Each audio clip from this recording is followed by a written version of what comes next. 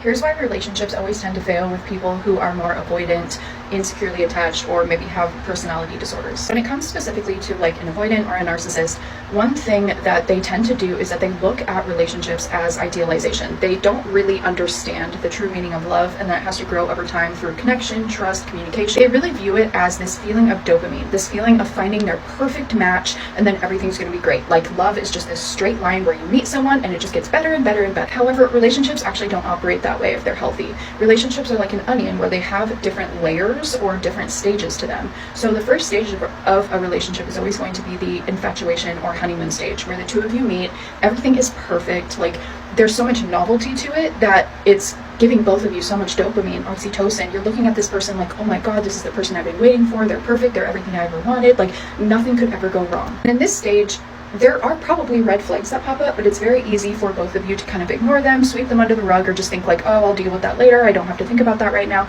We're having so much fun and everything feels so good. However, because we are human beings that are very complex, we are always going to reach the next stage of the relationship, which is like the adjustment or the reality stage. And this is where you start seeing the person for who they really are. A flawed person, a person that, you know, has differences from you. There's going to be some conflict. There's going to be things that come up. It's not going to be so perfect anymore. And this is where a lot of avoidants tend to check out, because they have this idea in their mind of this perfect person, this like phantom perfect love.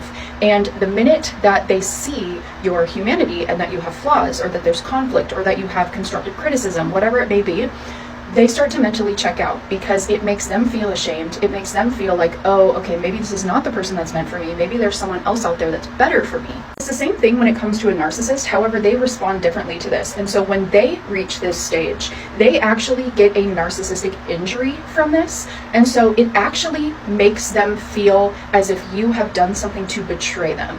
You being human, you having flaws, makes them feel like you have betrayed them, attacked them, hurt them in some kind of way, but they're not going to leave you. They still want to control you. And so for the rest of the relationship, they are going to punish you for falling off their mental pedestal. With an avoidant, it's not about control. It's more so this feeling inside their nervous system that, okay, I don't really know how to respond to this conflict. Like, I don't know how to deal with conflict or vulnerability or communication, so I'm just going to check out.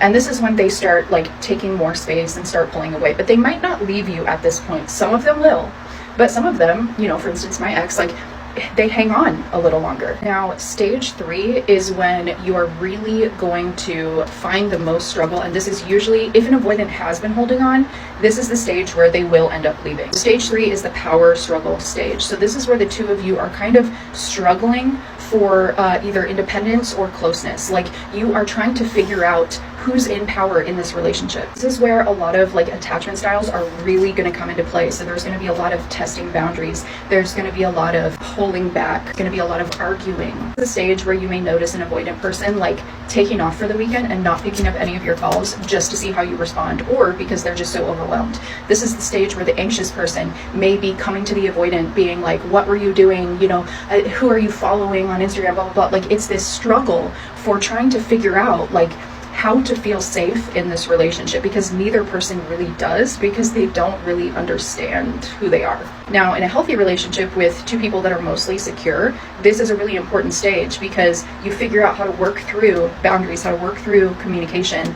And when you have enough of a emotional bond and emotional safety, you are able to work through those things and get to the next stage of the relationship. However, when it's two people that have insecure attachment, especially when an avoidant person is involved, it's almost impossible to get to the next stage, because they become so overwhelmed with this complexity and this need for intimacy. Next stage after that would be stability and commitment. So this is where both of you have kind of accepted each other. Like, you've accepted each other's flaws and kind of said to yourselves, like, I see this in you and that's okay with me, and I still want to devote myself to you and commit to this relationship.